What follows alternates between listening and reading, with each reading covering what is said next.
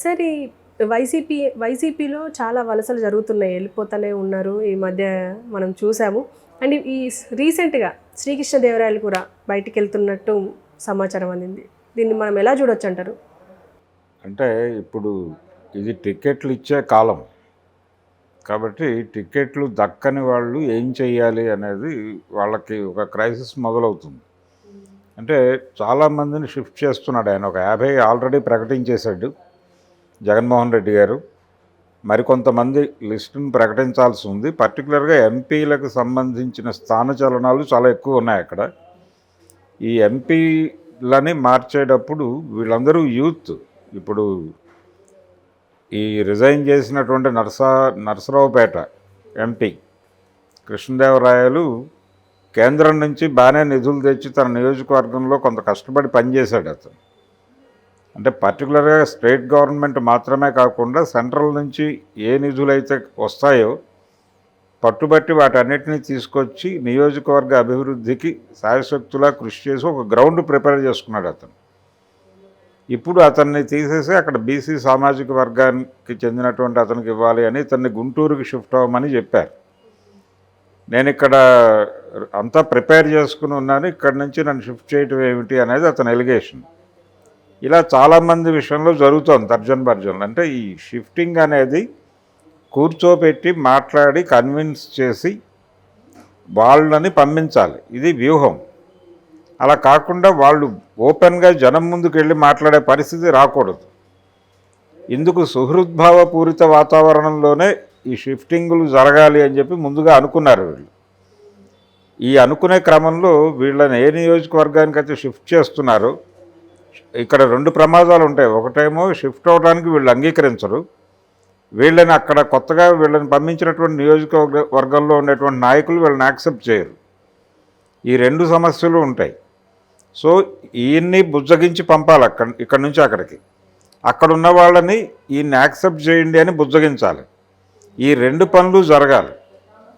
ఈ 2 పనులు చేసేంత ఓపిక పార్టీలో ఎప్పుడైతే కొరవడుతుందో వీళ్ళు ఓపెన్ అప్ అవుతారు. ఆళ్ళ రామకృష్ణారెడ్డి ఓపెన్ అప్ అయినట్టు ఇలా నెమ్మదిగా ఒక్కొక్కళ్ళు ఈరోజు ప్రెస్ మీట్ పెట్టి మాట్లాడాడు కృష్ణదేవరాయలు.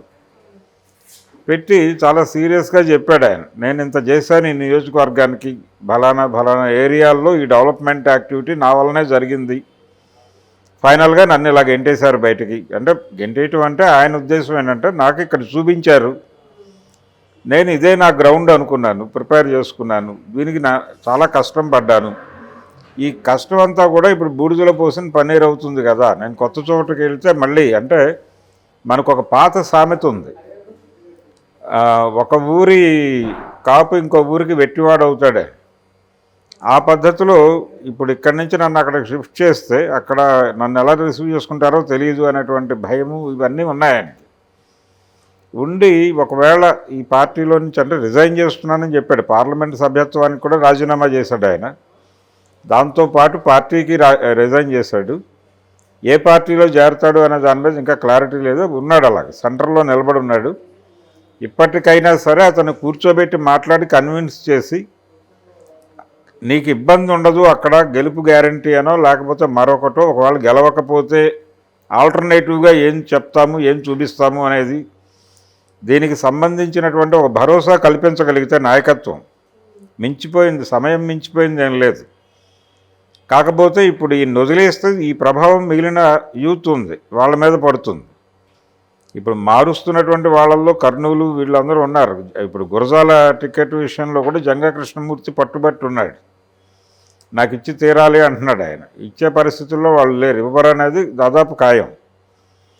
టీడీపీ వాళ్ళు ఆఫర్ చేస్తున్నారు అతనికి, టీడీపీలోకి వస్తే మేము ఎక్కడో చోట టికెట్ ఇస్తామనే పరిస్థితిలో ఉన్నారు. జంక్షన్లో ఉన్నాడు ఆయన కూడా. ఇలా చాలా బ్యాచ్ జంక్షన్లో నిలబడుతోంది వైసీపీ నుంచి. వీళ్ళని కన్విన్స్ చేసుకుని పార్టీలో నిలబెట్టుకోవాలి. ఇప్పుడు పైగా ఇంకొక కౌంటర్ ఓపెన్ అయింది అక్కడ, షర్మిల గారి కౌంటర్. అన్న వద్దన్నాడు అని చెప్తే చెల్లి హక్కును చేర్చుకోవడానికి సిద్ధంగా ఉంది. కాబట్టి వీళ్ళందరూ వెళ్ళిన వాళ్ళు మంచోళ్ళు అంటే పోయిన వాళ్ళు మంచోళ్ళు అనే పద్ధతిలో ఆత్రేయ గారు అన్నట్టు అనుకుంటే మంచిదే. నిజానికి మొన్న కూడా ఈ అంగన్వాడీల సమ్మె జరిగినప్పుడు ఈ సమ్మె మీద అస్మా ప్రయోగించారు. అలాగే వీళ్ళందరినీ తొలగించేస్తాం, మళ్ళీ ఫ్రెష్గా మేము రిక్రూట్మెంట్ చేసుకుంటామన్న పద్ధతిలో కొన్ని జిల్లాల కలెక్టర్లతో వాళ్ళు నోటిఫికేషన్స్ కూడా రిలీజ్ చేయించేశారు. రిలీజ్ చేయించేసి ఇక లేదు జీవితాలు అయిపోయినాయి మనవి అనేటువంటి టెర్రరైజ్ చేసి చివరికి నిన్న సరెండర్ చేసుకున్నారు.